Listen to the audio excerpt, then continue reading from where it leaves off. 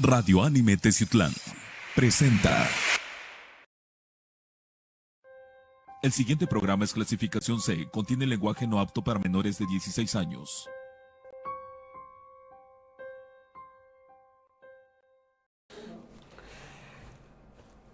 Amigos de la Cueva del Nahual, ¿cómo están? Sean bienvenidos a una aventura más. Vamos a tener hoy una aventura conspiranoica, letrada en todos sentidos. Vamos a tener un excelente tema. Los saludo, mi nombre es Rubén Canela, me da gusto saludarlos a lo largo y ancho de esta hermosa República Mexicana, en todas partes del mundo, en donde nos ven, nos escuchan a través de los lives, de las plataformas digitales, del podcast en Spotify. Todo nuestro material que se presenta aquí lo hacemos en versión audio también para tenerlo en podcast. Un saludo a todos ustedes. Román Martínez, ¿cómo andas? Bien, amigos, un saludo donde quiera que se encuentren, ya sea de día, de tarde o de noche. Y sí, pues estamos conspiranoicos. Ahorita se ha soltado una ola de boom sobre un tema que pues, trascendió hace, ¿qué te parece? Unos 8 o 9 años. Más o menos, entre 8 y 10 años. Un novelista muy bueno, un bestseller. Dan Brown. Él es el autor del famosísimo Código Da Vinci. Así es. Autor de la novela Ángeles y Demonios, autor de la novela Inferno. Autor también de El Poder de los Desheredados y muchísimas más. Pero hoy vamos a hablar de las primeras 3 que les comenté. No vamos a hacer un resumen de las películas. Lo que queremos expresarles son las ideas y los contextos que a él lo llevaron a generar estas novelas y por qué, y decir qué es lo correcto dentro de esto y lo conspirativo, porque una novela, pues, es eso, Román, es una novela, pero que le pongan argumentos tan reales, caray, es por algo. Bueno, y recuerda que pues este personaje, Dan Brown, estuvo muy acercado a literarios en los cuales estaban enfocados en lo que te había comentado hace rato, que era en criptozoología, en numerología. Hizo reuniones, según no me constan, con masónicos, creo que allegados con los Illuminati. Estaba también buscando una secta especial en la cual también resguardaban los tesoros religiosos de la Iglesia Católica. Se dice también que Dan Brown ha estado, no sé si forme parte o no, pero de los Skull and Bones. ¿No? Puro alto poder aquí lo que vamos a platicar con todos ustedes. En el foro principal de Radio Anime Teciutlán, para todo el mundo, Jesús Gallegos, allá en los controles. Gracias, Jesús, por acompañarnos. Esto es La Cueva del Nahual, Código Dan Brown.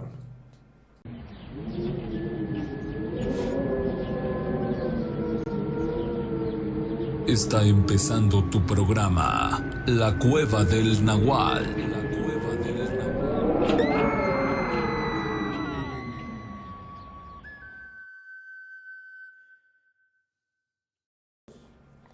Dan Brown, un novelista excelente, dramaturgo perfecto, que se dedicó a estudiar logias, a estudiar temas sinópticos, a estudiar conspiraciones, lo cual lo lleva a escribir una de sus mejores novelas, digo, el bestseller, que vamos a hablar primero de él, pero primero vamos a escuchar un contexto de quién es Dan Brown, pero llevó a escribir el famosísimo de Da Vinci Code o Código Da Vinci. Así es. Y toda Europa en ese momento y hoy en la actualidad está vuelta loca por el Código Da Vinci. Mucha gente cree que todo lo que escribe Dan Brown en el Código Da Vinci es literalmente exacto.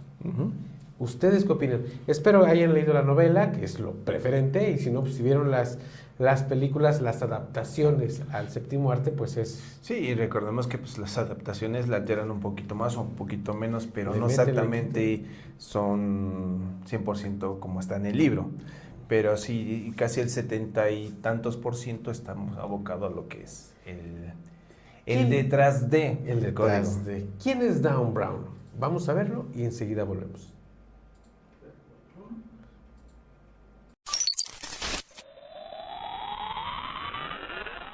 Empezamos con el Código Da Vinci. Nos encontramos en el famoso Museo Louvre, donde conocemos a Jacques Saunier, Disculpen mi francés. ¡Habla bien, idiota! ¡Habla bien o te mato!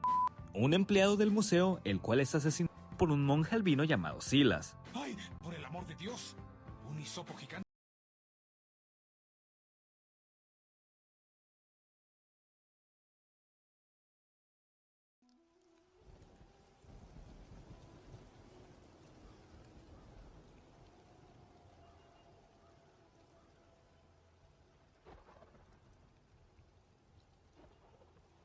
Hay palabras que no se leen, se descifran. Y hay autores que no solo escriben, sino que abren portales. Esta noche, bajo la sombra de los planetas y la gibilosa creciente Madre Luna, entramos a un umbral entre la razón y lo oculto. Dan Brown. Su nombre ha sido repetido en los altares del saber y en el último de los niveles de la conspiración. No solo es un novelista, es un cartógrafo del misterio, un tejedor de acertijos que usa como hilos a la ciencia, el arte y la religión. En su universo narrativo, todo acto se convierte en una frecuencia simbólica, desde la geometría sagrada hasta los antiguos códices que respiran verdades veladas. En cada uno de sus libros, una fuerza se despierta, no solo la del intelecto, sino también la del alma que busca comprender lo invisible. Hoy no venimos a contar las historias, aún, solo invocamos sus títulos, como quien recita nombres prohibidos o sopla el polvo de un libro que no se debe abrir bajo cualquier luna. Ángeles y demonios. El código da Vinci. El símbolo perdido. Inferno. Origen.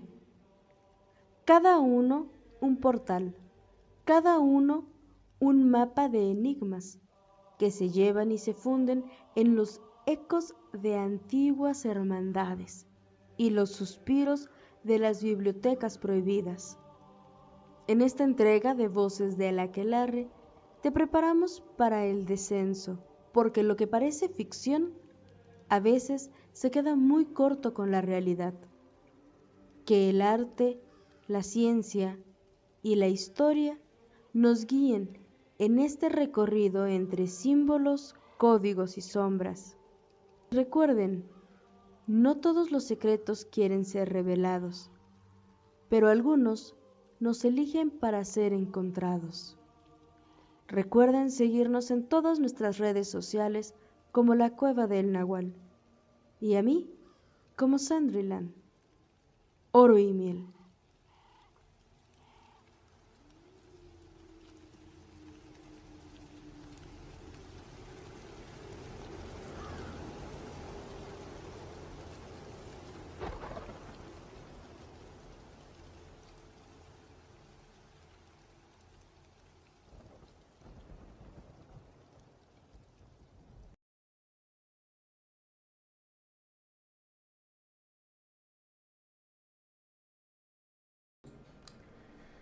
Un gran resumen que nos está dando nuestra querida Sandriland de Voces del Aquelarre. Gracias por tu aporte, mi querida Sandri. Pero fíjate, muy interesante los datos que nos da Sandy, que está muy adecuado. Ya ves que Dan es un escritor muy especialista en lo que es la conspiración.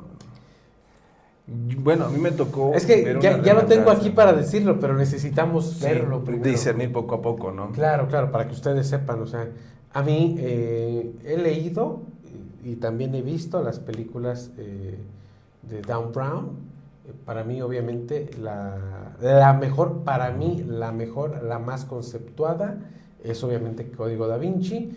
Ya las demás como que están, pues sí están buenas, pero no tan buenas como el Código. El trama, pues, de las últimas dos como que está más acentuado en ciertos temas que no van conceptuados, ¿no? Es que me voy a adelantar de todo el tema, o sea, Código da Vinci tiene toda su trama bien centrada, bien hecha y bien fundamentada hasta el final. Me refiero al guión de la película, claro, al guión. El tema de Ángeles y Demonios, que empezamos a hablar No, de temas papales, tuvimos un programa donde hablamos del Opus Dei.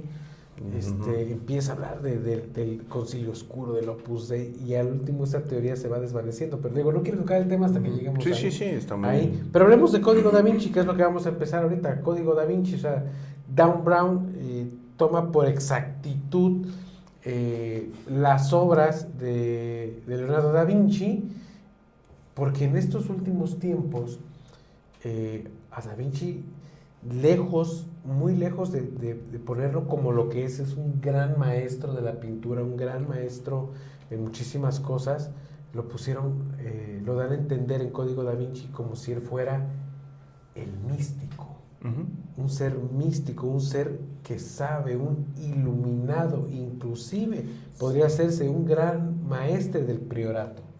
De hecho, creo que también calificaban a Da Vinci como el primer Illuminati. Como fundador de los... Que Dan Brown, en alguna parte de esto, lo da por hecho en la novela. Cosa que les voy a decir más adelante.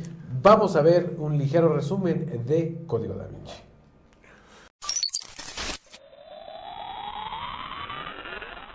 Empezamos con el Código Da Vinci. Nos encontramos en el famoso Museo Louvre, donde conocemos a Jacques Saunier. Disculpen mi francés. Habla bien, idiota. Habla bien o te mato. Un empleado del museo, el cual es asesinado por un monje albino llamado Silas. ¡Ay, por el amor de Dios! Un hisopo gigante. Perteneciente al grupo religioso Opus Dei, los cuales en esta obra de ficción se dedicaban a mantener los secretos de la iglesia intactos para que ésta siguiera en pie.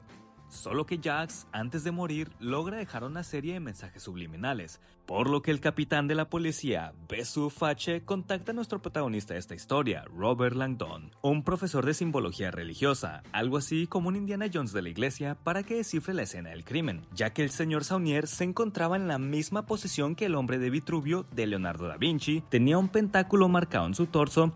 A su lado, un mensaje escrito en latín que decía más o menos así: Diablo, indrancón, limala, asno. Yo no hablo chino, soquete. Además de la serie de números de Fibonacci. Y mientras Robert estaba piense y piense qué significaba todo esto, yo no podía dejar de hacerme la misma pregunta. ¿Qué significa la T en la pared? A la escena del crimen aparece Sophie Nebu, De fuego. criptógrafa de la policía francesa y nieta de Saunier, para advertirle a nuestro buen Langdon que no confiara en el capitán, ya que no lo había llamado para que lo ayudara con el caso, sino para arrestarlo, ya que lo consideraba el primer sospechoso, debido a que Saunier, antes de morir, había escrito el nombre de Robert Langdon en uno de los mensajes que dejó. También descubren que le habían puesto un localizador en la chaqueta, así que mejor lo lanzan a un camión con tal de ganar algo de tiempo, y una vez con la policía afuera se ponen a explorar el museo, ya que el mensaje en latín era un anagrama, que si ordenabas las letras te daba como resultado La Mona Lisa de Da Vinci aquí. Así que después de revisar la famosa pintura cuidadosamente, descubren que había otro anagrama que hablaba de la Virgen de las Rocas, otra obra de Da Vinci. Y detrás del cuadro de dicha obra se encontraba una llave con la flor de lis, el símbolo del Priorato de Sion, una organización milenaria que a lo largo de los siglos se han encargado de resguardar la reliquia más legendaria de la historia, el Santo Grial. Por lo que nuestros dos protagonistas se disponen a encontrar la copa sagrada al mismo tiempo que son perseguidos por el capitán Fache para arrestar a Langdon, y por el hisopo gigante, el cual quiere destruir el Santo Grial por órdenes del Dr. Octopus, que este a su vez sigue las órdenes del líder anónimo del Opus Dei, el Gran Maestro. Durante el viaje nos vamos enterando del pasado de cada uno de nuestros personajes, como que Robert de niño a lo Bruce Wayne cayó en un pozo, lo que ocasionó que hasta la fecha le diera miedo estar en espacios confinados, o que Sophie perdió a sus padres en un accidente y se tuvo que criar con su abuelo. Solo que ya más grande se lo encontró haciendo el delicioso con una joven rodeado por güeyes con máscaras en una especie de ritual, lo que la dejó toda traumada y mejor se escapó. Y claro, también tenemos la trágica historia del buen Silas, el cual tuvo que asesinar a su golpeador padre para proteger a su madre, y ya en la cárcel es acogido por el obispo Alfred Molina para sumarlo al Opus Dei. Pero bueno, sigamos. Resulta que la llave que habían encontrado tenía inscrito una dirección hacia el Banco Internacional de Zúrich, donde Saunier tenía su caja fuerte. Y resulta que los números de Fibonacci que había escrito antes de morir eran la contraseña para abrirla. ¿Quieren esta estúpida caja? dentro de la cual se encontraba un cryptex. ¿Cómo funciona?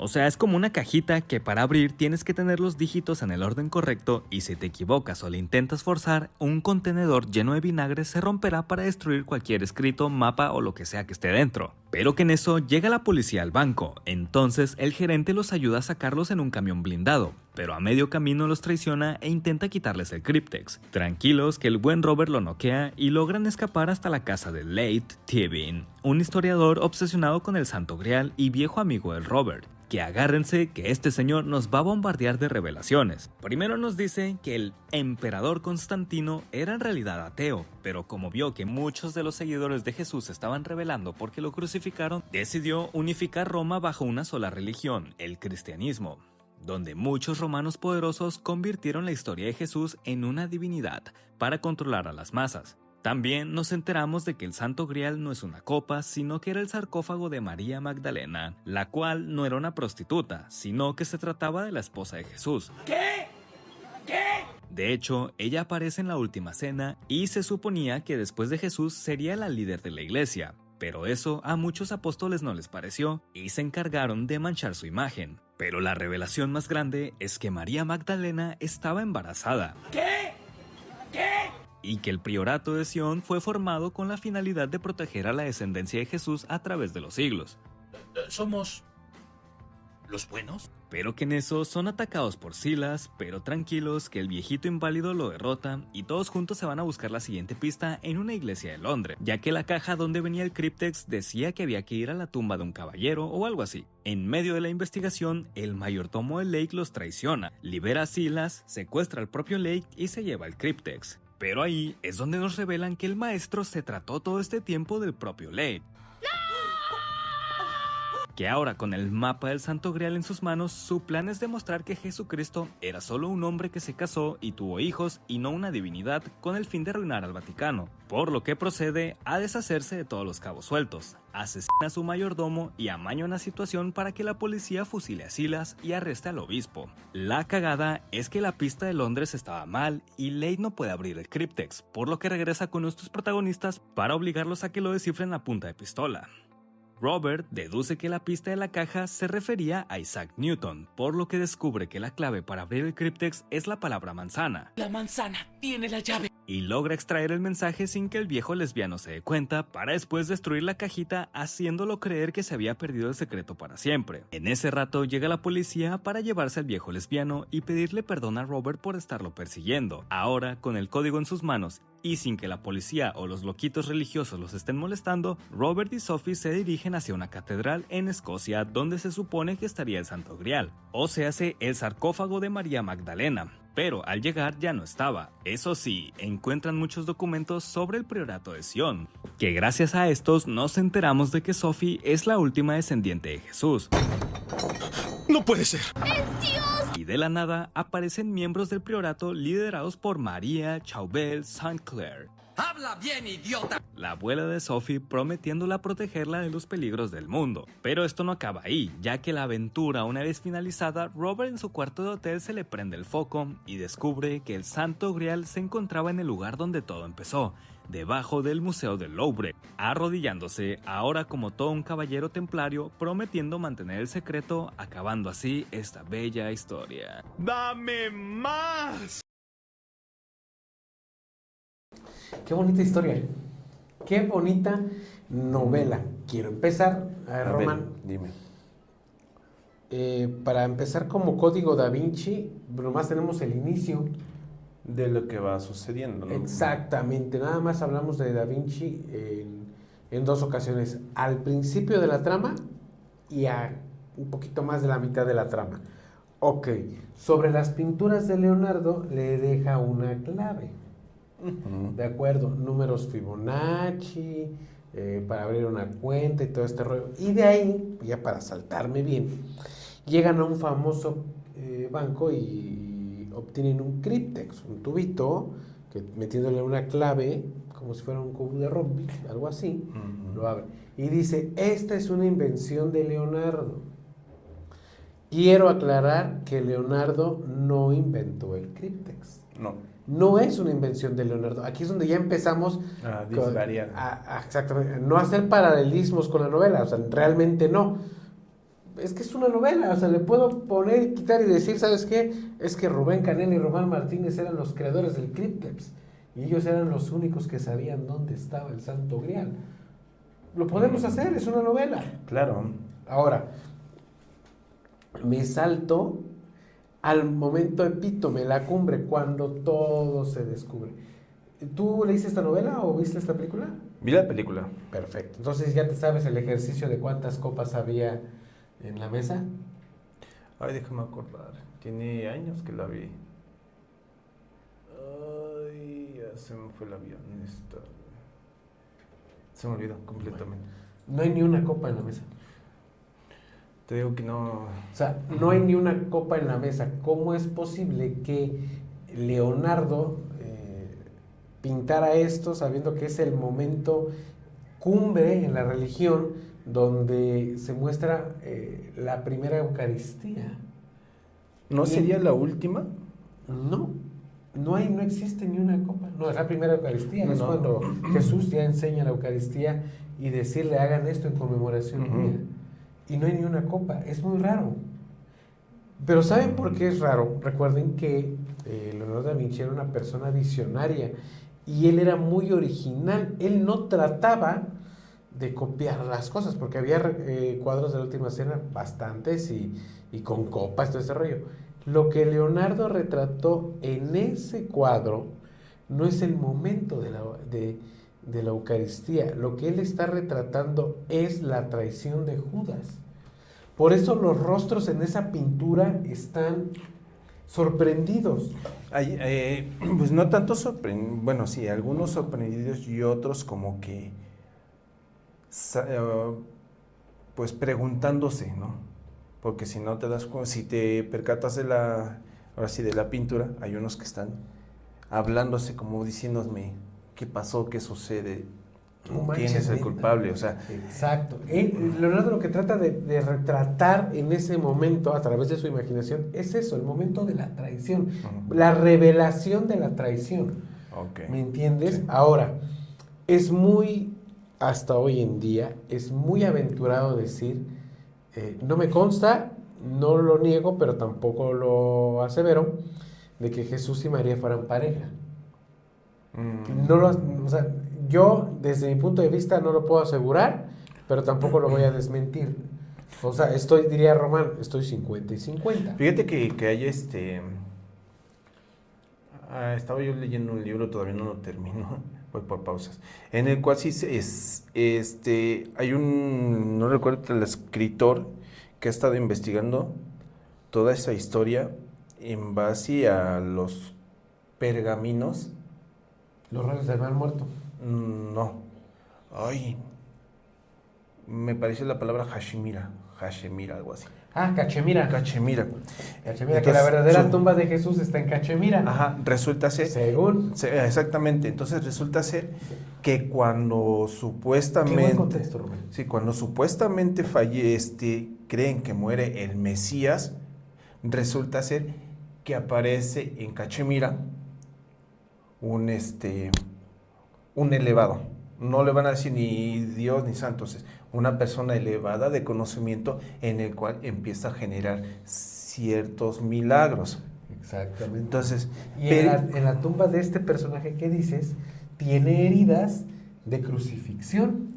En ese cadáver existen heridas. Sí, pero lo que también cuenta es que existía una mujer atrás de él. Exactamente. Entonces, en su momento, cuando lo estaba yo leyendo, se me vino a la mente María Magdalena. Son las tumbas de Cristo, el libro que estás leyendo.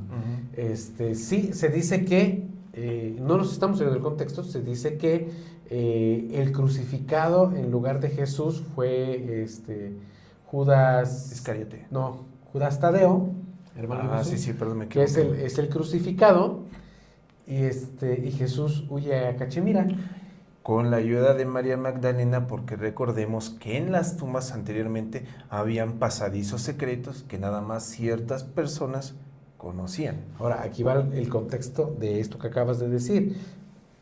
porque yo acabo de decir, en la tumba estaba un cadáver, un cuerpo ya muy antiguo, que tenía síntomas de crucifixión, y ahorita Rubén nos estás diciendo que fue suplantado. Otra teoría es de que Jesús sobrevive a la crucifixión y va a Cachemira con María Magdalena, y allá tienen a su hija Sara, que se sigue llamando Sara, según aclaro. También tenemos un programa grabado de las tumbas de Jesús, por si lo quieren escuchar a través del podcast.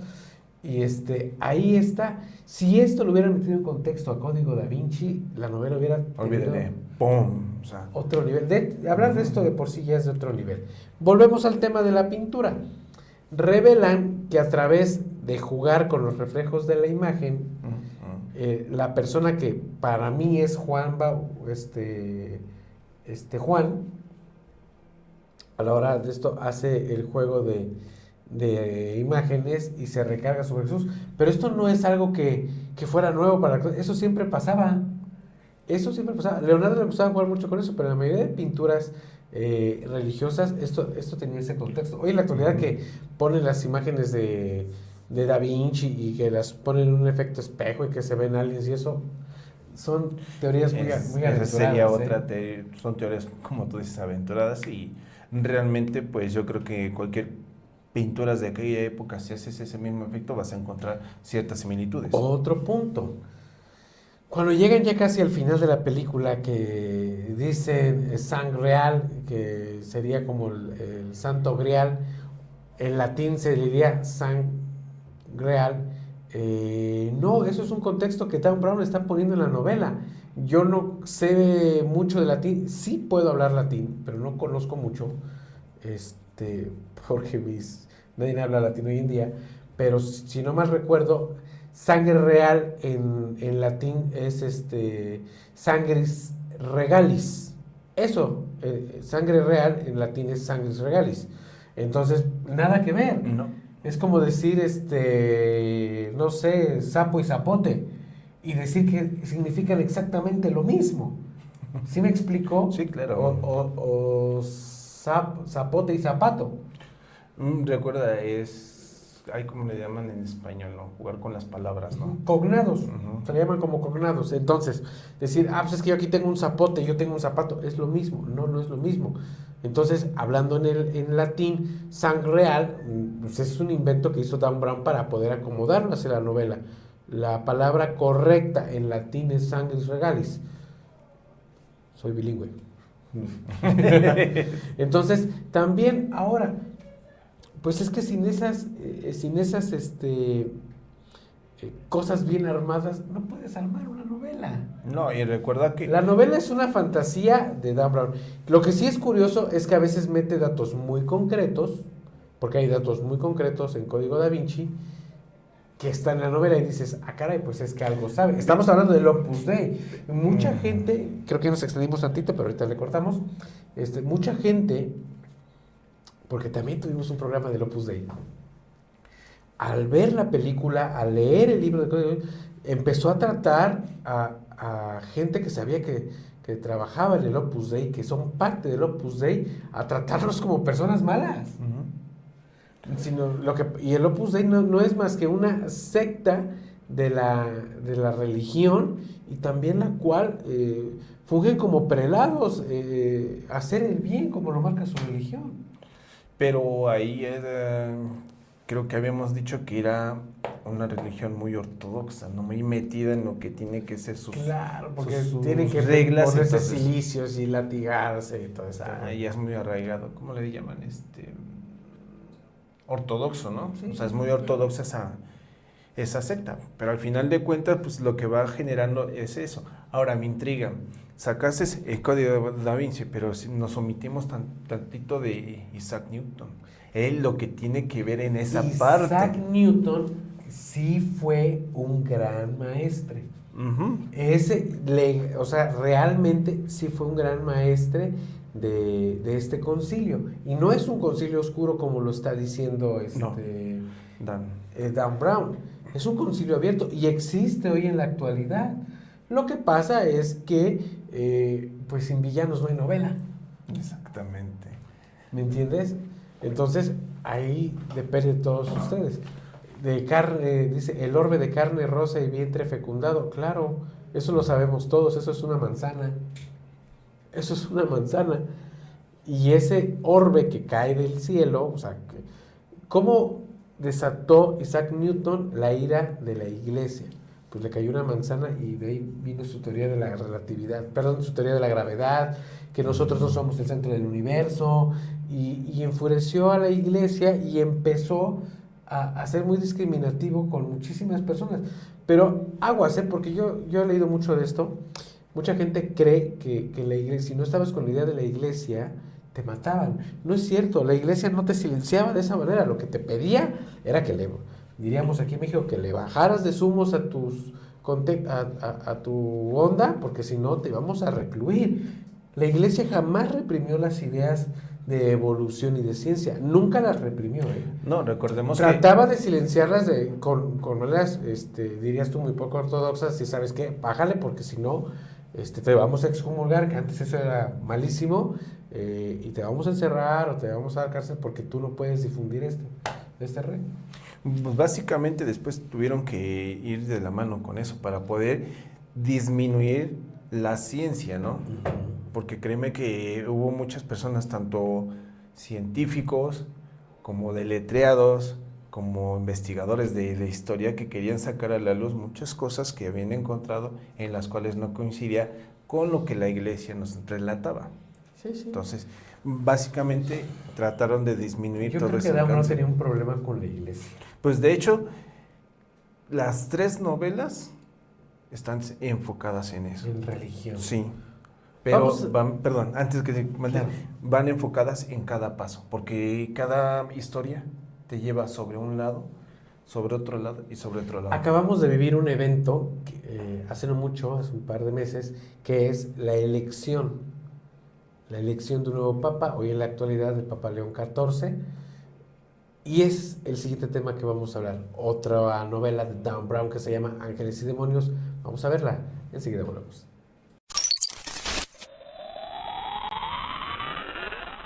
Pero ahora vayamos con la secuela, Ángeles y Demonios. Esta historia comienza con algo totalmente alejado de la religión. La Organización Europea para la Investigación Nuclear, o CERN, logra crear partículas de antimateria con la ayuda del supercolisionador de hadrones, pero poco después son atacados en el laboratorio y les roban las partículas. Al mismo tiempo que toda Roma está de luto por la reciente muerte del Papa. Solo que mientras se preparaban para el cónclave papal, o sea, la juntita que hacen los cardenales para votar al nuevo Papa, el mismo cabrón que robó la antimateria, un hombre que dice representar a los Illuminati, secuestra a los 4 preferiti.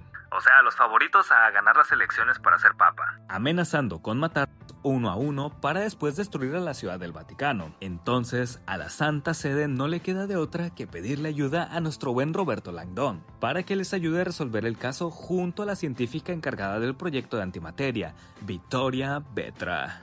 De fuego.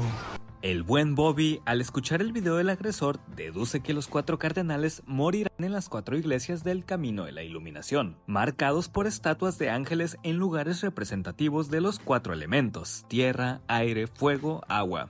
¿Qué chingados acabo de decir? Que hay 4 puntos por toda la pinche ciudad de Roma y tienen que encontrarlos. Dado a una leyenda Illuminati que decía que cada estatua tenía un mensaje oculto que te llevaba de una a la otra, y quien llegara hasta el mensaje final habría llegado a la iglesia Illuminati para convertirse en uno de ellos. Así que Roberto pide leer los archivos secretos del Vaticano para buscar pistas entre los libros de Galileo, ya que fue considerado el primer Illuminati, permitido por el Camarlengo, el güey que toma el control de la iglesia en el breve periodo de tiempo mientras elige un nuevo papa, interpretado por el gran Ewan McGregor. Es un papucho. Pero llegaría a segunda base si me lo preguntara. Y efectivamente, descubren una pista que los lleva hasta la primera iglesia, solo que llegan demasiado tarde ya que el cardenal se encontraba muerto, con la palabra tierra en su pecho, así como si de una vaca se tratase, por lo que comienza una carrera contra el tiempo para salvar a los demás. En medio de todo el desmadre, Victoria y Obi-Wan llegan a la conclusión de que el papa fue asesinado con una sobredosis de su medicamento. Fue atún con comino y jarabe para la tos. Lo que comprueban revisando su cuerpo, dándonos a entender que había infiltrados Illuminati en el Vaticano. Pero no solo eso. ya que también cuando nuestro buen Bobby estaba investigando más, les apagan el suministro de aire y les cortan la electricidad donde se encontraban todos los archivos del Vaticano intentando matarlo. Y como principales sospechosos se encontraban el general de la Guardia Suiza que nomás le ponía trabas a Robert en su investigación, y Strauss, un cardenal de mente cerrada que no quiere alertar al Vaticano de la amenaza de bomba. Sí, definitivamente uno de ellos dos debe ser el malo. Del Camarlengo lo dudo, es demasiado bueno y sexy. No, él sí es una buena persona. Nuestros protagonistas logran dar con las siguientes dos ubicaciones. Demasiado tarde porque encuentran a un cardenal ahogado en la Estatua del Aire y al otro quemándose en la del Fuego. Bueno, en realidad sí lo alcanzaban a salvar, pero el villano que se encontraba cerca asesina como a 10 policías impidiendo que lo rescaten.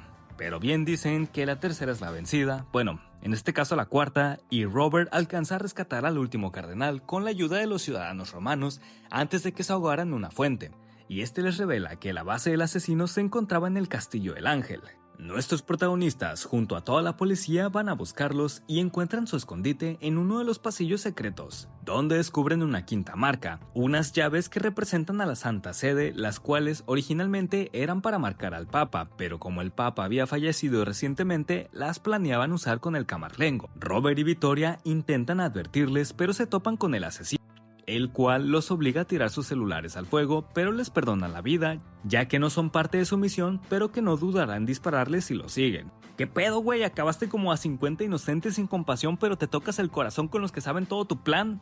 Supongo que estaban bendecidos por el poder del guión. Igual, nuestros protas se apresuran para advertirles, y cuando llegan a los aposentos del Vaticano, se topan con el jefe de la policía suizo armado y al Camarlengo recién marcado, por lo que rápido los guardias lo asesinan junto con otro obispo, los cuales presuntamente eran los Illuminates infiltrados. Pero seguimos teniendo el problema de dónde chingados estaba la bomba.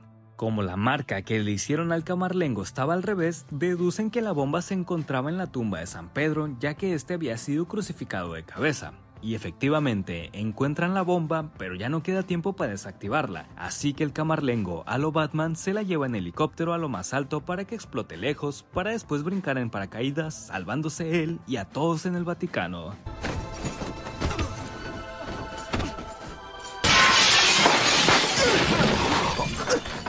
Queda como héroe y todos los cardenales proclaman una moción para elegirlo papa, pero la película nos da la revelación más grande de todas, ya que Robert y la Vicky encuentran un video de seguridad donde se expone que el verdadero villano de esta historia era el propio Camarlengo, ya que no soportaba la idea de que el papa quisiera unificar la religión con la ciencia, así que lo asesinó e inventó toda la amenaza de los Illuminati para él presentarse ante los demás cardenales como el que los protegería y ganarse el título de papa. De hecho, fue él mismo el que se marcó el pecho e hizo que mataran al jefe de la Guardia Suiza a pesar de que era inocente. ¡Ese timbejo! El video es mostrado al cónclave papal y cuando Obi-Wan se da cuenta de que su plan fue expuesto, se hace la automorición. ¡Hombre en llamas! ¡Hombre en llamas! ¡Hombre! El Vaticano sabe que eso sacudiría al mundo y mejor dicen que murió por las heridas causadas de saltar en paracaídas como todo un héroe, mientras que la gente pide que lo hagan santo. El cardenal que sobrevivió fue elegido papa, ahora nombrado como Lucas I, y el otro cardenal que parecía malo al final resultó ser muy bueno y es elegido como el nuevo Camarlengo, que este mismo le agradece a Robert por su apoyo y le regala el libro perteneciente a Galileo para que continúe con sus futuras publicaciones, acabando así esta bella película. ¡Dame más!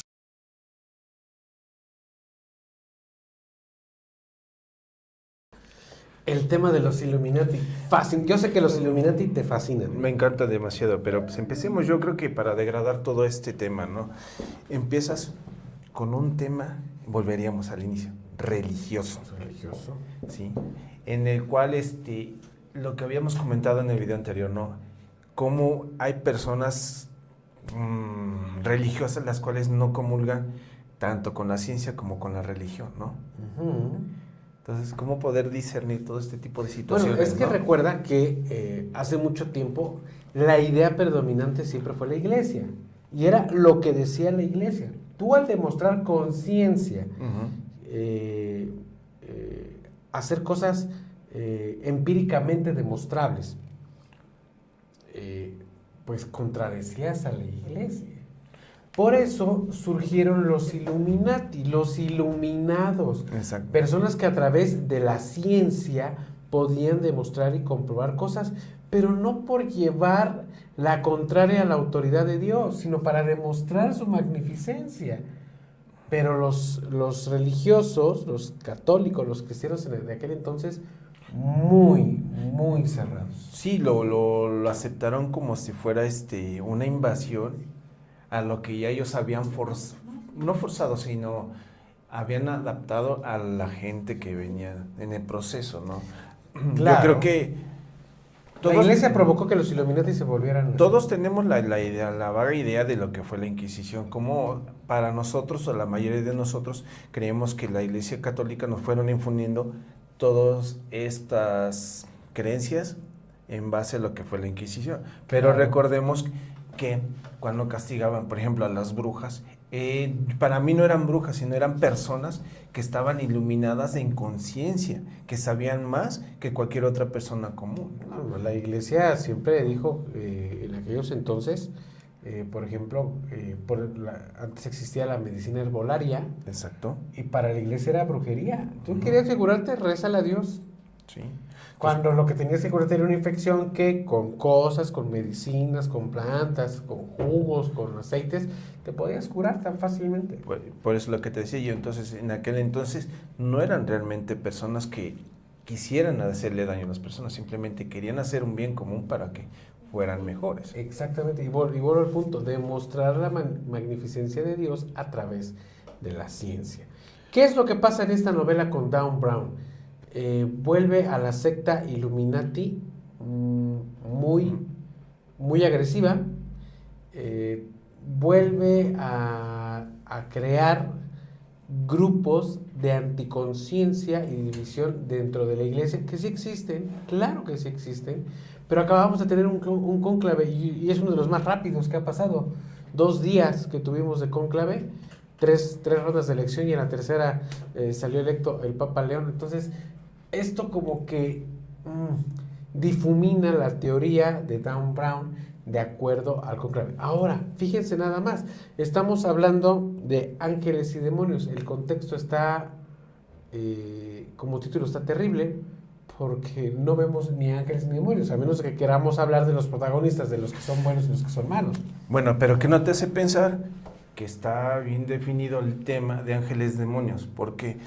Porque si quieres mezclar 2 distintas ideologías entre sí para pelearse, ¿qué vas a generar? Van un choque. Van un choque. Entonces ahí vas donde vas a definir quién es el demonio y quién es el ángel.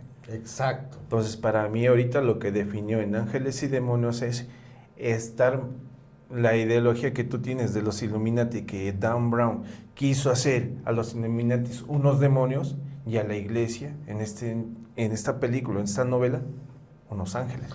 Contexto de cosas que realmente no son históricas. Empezando en la película, cuando Robert Clanton llega al Vaticano y ve estatuas de hombres con hojas de parra en sus genitales, decía, la gran castración, y eso realmente históricamente nunca sucedió.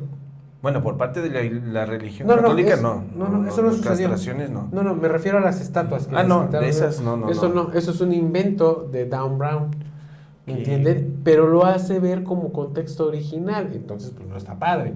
No. Pero la gente lo cree. Otra cosa, las personas que crearon las 4 iglesias de la ciencia, o los famosos altares de la ciencia,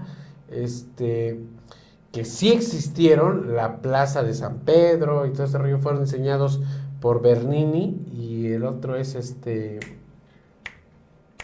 no tengo el contexto del nombre, pero ahorita lo de recordar. O sea, ellos como arquitectos sí estuvieron, como Rafael Santi también. Entonces te quedas así de, bueno, ¿existen o no existieron? ¿Lo hicieron o no lo hicieron? Las pruebas ahí están, sí existieron. Ahora, las cosas que se encuentran en las iglesias, los ángeles señalando el camino de la iluminación, eso es solo una teoría, o sea, sí existe el camino de la iluminación, pero sigue siendo algo teórico o inclusive metafórico. El Castel San Angelo, el Castillo del Ángel, que es una iglesia, de hecho no lo fue en un principio, fue uno de los castillos de Constantino, ¿me entiendes? Y mucha gente cree que esa iglesia se creó solo para seres iluminados. Pero ya ves que recuerda que, como decía en el contexto, Constantino, al ver el fervor que le tenían a la ideología de Jesús, entonces tuvo que hacer ese cambio drástico para poder unificar todas las religiones, bueno, las religiones que estaban a su alrededor, para hacerla una sola, una religión católica. Ahí es donde yo digo que nace la religión católica romana. Ves que teníamos la religión católica ortodoxa. Era ortodoxa. Ahora realmente, oficialmente es apostólica católica romana. Ah, ok, sí, discúlpame entonces. Sí, entonces él trató de unificar todo eso para poder manejar ya más cómodo todas las masas. Porque recordemos que ya estaban divididos todos por ideologías. A crear un solo ser que se volvió Dios, se volvió un ángel, se volvió todo lo supremo, jalas. Claro. Entonces, Otro tema de mucha realidad es la Guardia Suiza, que es la que custodia exclusivamente la seguridad del Papa, y decir que la Guardia Suiza estaba infiltrada, eso es técnicamente hoy en la actualidad imposible. Para entrar a la Guardia Suiza son un montón de exámenes, que de verdad tienes que ser un ser superior para poder pasarlo. Sí, de hecho. No puede haber infiltraciones en la Guardia Suiza. Hoy en la actualidad mucha gente diría el presidente de China, el presidente de Rusia, el presidente de Estados Unidos son la persona más importante del mundo. No, háganse esta pregunta, de verdad, conscientemente. La persona más importante del mundo, después de miles y miles de años, sigue siendo la autoridad papal. El Santo Padre es la persona más importante del mundo. Nadie tiene una guardia tan especializada como la tiene el Santo Padre. Dan Brown lo que hace es toma argumentos correctos, argumentos históricos, llevamos sus novelas, y los saca de contexto. Esa es la verdad. Toma argumentos correctos y los saca de contexto para agregarle su propia creencia, y la gente cuando lo ve los toma por verdaderos. Eso es desinformación. Pero recuerden, como decía Loto, cuando dices una mentira 1000 veces se vuelve verdad. De hecho. Entonces, ¿ustedes qué opinan? Vamos a un corte comercial y enseguida regresamos. Llegó el momento de encender la llama de tu fiesta. Con Phoenix Sound Producciones, tus eventos brillarán como nunca. Somos expertos en hacer de cada fiesta un instante inolvidable. Sonido de calidad, luces impresionantes, filmación y fotografía para guardar el mejor momento y la mejor energía para que nadie pare de bailar. Contáctanos al 231-131-2339. Phoenix Sound Producciones. Enciende la llama de tu fiesta.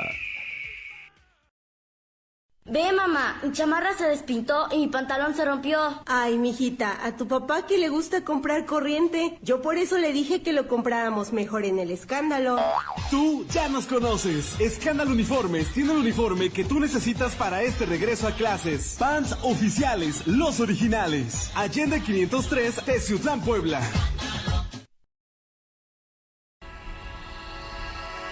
Da vida a tus momentos más felices con fotografía y video Happy Moments.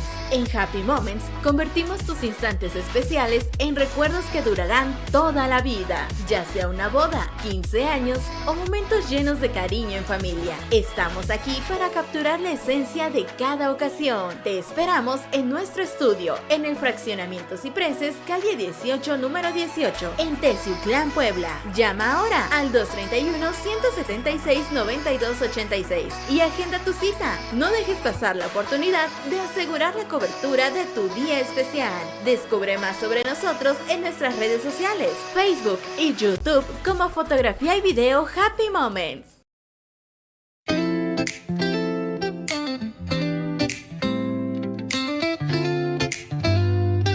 Te invitamos aquí al taller de ingeniería celular para que vengas a aprender los conocimientos desde cero. De la edad que tengas no hay ningún problema, nosotros te estaremos apoyando. Somos una empresa totalmente certificada y con ingenieros que te irán llevando de la mano paso a paso. No lo dudes más, ven aquí a Ingeniería Celular. ¿Sueñas con unas piernas hermosas, sin dolor y sin varices? Ahora es posible con la escleroterapia, el último avance en tratamiento para eliminar venas varicosas, arañas vasculares y hasta úlceras varicosas, sin necesidad de entrar al quirófano. Con microespuma de última generación, disfruta de resultados visibles y eficaces. Aprovecha nuestro 15% de descuento y luce unas piernas lindas y saludables. Haz tu cita ahora mismo. Llama al 222-666-9088, Avenida Hidalgo 901, Interior 5A, Teciutlán, Puebla. Doctora Sonia Pérez Casiano, cuidando de ti con experiencia y confianza, porque te lo mereces.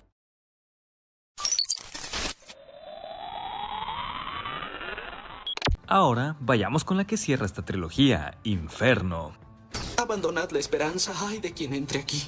La historia comienza, como ya es usual, con una muerte, la del empresario Bertrand Zobrist, el cual se avienta desde lo alto de un edificio mientras era perseguido por el agente Christophe Bouchard. Lo que no es usual es que no nos encontramos a Robert en la universidad, sino que esta ocasión lo vemos despertando en un hospital de Florencia con una herida en la cabeza y sin memoria de lo que pasó en los últimos días.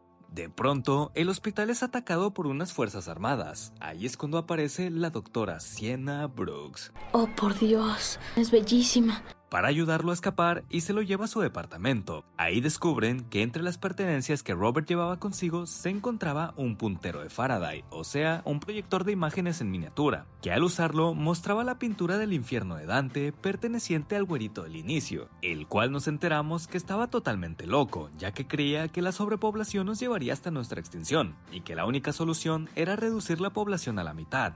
¿Dónde he visto esto antes? Con un virus que él mismo había creado llamado Inferno, y esa pintura del infierno de Dante era un mapa para encontrarlo. Así que Robert y Sienna irán en su búsqueda para asegurarse de que no caigan en manos equivocadas, ya que muchos también están detrás de él, como Vallenta, líder del grupo armado que atacó al hospital, Bouchard, en representación de la Organización Mundial de la Salud, Elizabeth Zinsky, una antigua ex de Robert, y Harry Sims, jefe de una compañía privada a la que había contratado el propio Zobrist. Durante la aventura, y muy parecido a qué pasó ayer, Robert se va enterando de todo el desmadre que hizo en los últimos días con ayuda de videos, como el de la cámara de seguridad del Museo de Florencia, donde se muestra que el muy cabrón se roba la máscara de Dante, una obra invaluable y patrimonio de la humanidad. Y pues esa máscara era necesaria, ya que era parte importante del camino que había trazado Zobrist para poder encontrar su virus. Además, más adelante se topan con Vallenta, la cual terminan asesinando por accidente. Y entre que Roberto anda teniendo visiones al mismo tiempo que intenta recordar qué pasó, logran encontrar la máscara donde la había escondido, la cual los manda a Venecia por la siguiente pista. Y durante el camino se topan con Bouchard, el cual, aprovechando que Robert no recordaba nada, les revela que venía por parte de la Organización Mundial de la Salud y que según había ido a ver a Robert a su universidad antes de todo este desmadre para pedirle ayuda, ya que necesitaba encontrar el virus antes que Elizabeth Zinsky, porque según él, ella quería usarlo para fines malévolos. Ahí es cuando Robert comienza a recordar todo lo que pasó y descubre que el cabezón le estaba mintiendo, ya que la persona que en realidad lo había ido a buscar fue la propia Elizabeth y no él, así que en un despiste lo noquean y huyen. Pero cuando llegan a Venecia, a la basílica donde se suponía que estaría el virus, se dan cuenta que se equivocaron, pero feo, porque no solo se equivocaron de basílica, sino que también de país, ya que la pista hablaba de una basílica en Estambul, Turquía. ¡Qué tonto eres! ¡Baile del mono! ¡Baile del mono! Pero eso no es lo peor que le podía pasar a nuestro buen Bobby, porque Sienna, ahora que sabe dónde está el virus, lo termina traicionando, ya que resulta que esta era amante de Zobrist y compartía sus pensamientos radicales sobre la sobrepoblación. Solo que este nunca le había dicho la ubicación y por eso salió con nuestro protagonista para que le ayudara a encontrarlo, con la finalidad de poder liberarlo al ambiente y cumplir con el objetivo de su amado. Y para rematarla, Bouchard aparece y captura a Robert para asesinarlo, pero que en eso llega la salvación, Harry Sims, el cual le revela a Robert que después de que Zobrist murió, Sienna lo había contratado a él y a su empresa para que al muy estilo de los simuladores le hicieran creer que tuvo un accidente en la cabeza y en realidad solo perdió la memoria porque le habían inyectado químicos y todo el desmadre del hospital fue actuado. con la finalidad de que ayudara a Sienna a encontrar el virus de su novio. Pero cuando Sims y su empresa se dieron cuenta de que este güey estaba totalmente loco, mejor deciden aliarse con Elizabeth Sinsky, la cual en realidad siempre fue buena, y ahora sí, todos, junto a la Organización Mundial de la Salud, se dirigen a Turquía para detener a Sienna, la cual se había unido junto a un grupo que apoyaba la visión de Sobris.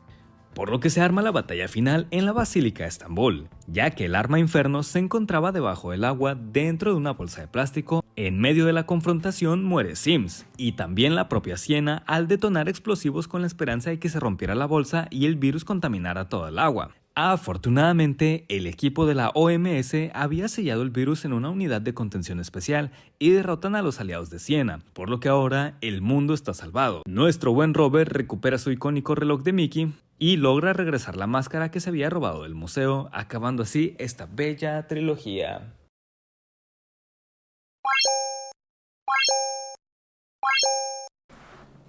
Y de lo más bajito que tuvo, rescatable, el resumen de esto, de esta novela de Dan Brown que se llama Inferno, tratar de hacer una pandemia mundial, pues lo acabamos de vivir hace un par de años. Exactamente. También, ¿quién nos dice que pudo haber sido así? Y recuerden que esto siempre pasa antes, cuando sale una película, antes de algo, es porque algo nos está avisando. O sea, te están preparando, ¿no? Que hemos estado platicando, te preparan para algún siniestro natural, hecho por el hombre, o cualquier X o Y, ¿no? Pero vuelve a lo mismo, o sea, haces que te... En resumen, esta máscara no existe. No, pero al final resulta ser que vuelve al mismo tema de las dos películas anteriores o dos libros, ¿no? El conflicto que generas con la ciencia, con la religión. Exactamente. A veces saber demasiado no es la fuente de ser una buena solución. ¿No? Como prueba las aventuras de nuestro amigo y profesor Robert Langdon. Así es. ¿Quisiera ser Robert Langdon o vivir alguna historia de Robert Langdon? No. Viajar por todo el mundo y que la vida de muchísimas personas dependiera de ti. Pues sí, pero pues imagínate si llegas a cometer el peor error. No serías el salvador, serías él. Claro. O sea, tienes el pro y el contra de todo. Es que la moralidad hoy en día te juzgan por cómo te vistes. Cómo calzas, cómo es tu físico, cómo es tu apariencia. Entonces, esperando que les haya gustado este programa, la verdad estuvo muy bueno, a mí me gustó, muy entretenido, más cuando nos ponemos letrados. Me encanta mucho. Agradeciendo a Radio Anime Teciutlán por la realización y producción de este programa de todos ustedes, La Cueva del Nahual. Recuerde que estamos en todas nuestras plataformas digitales y tenemos ahí el podcast, tenemos un link de donaciones. Échenos por ahí un donativo para poder seguir generando más contenido para todos ustedes. Sigan a Radio Anime Teciutlán a través de todas sus plataformas, redes sociales, igual a La Cueva del Nahual en todas las plataformas y redes sociales. Román, ¿tus redes sociales? Las mismas de siempre, amigo, Román Martínez, ahí nos encontramos echando cotorreo con la banda. Y a mí me encuentran en todas mis redes sociales personales como Rubas Morch. Esto fue La Cueva del Nahual, código Dan Brown. Nadie ha hablado tanto de Dan Brown como nosotros. Nada. ¿Quién sabe? Yo creo que sí en otras partes del mundo. Nos vemos en la próxima. Gracias.